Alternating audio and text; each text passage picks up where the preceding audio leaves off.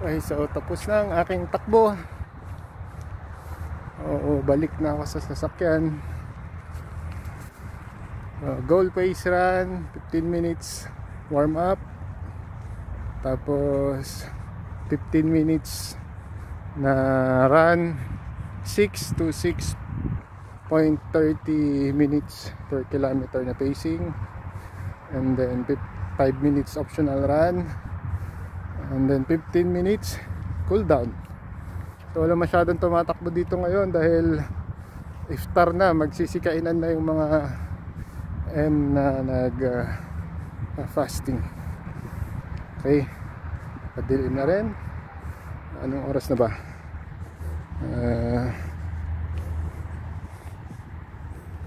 Alas 6 na.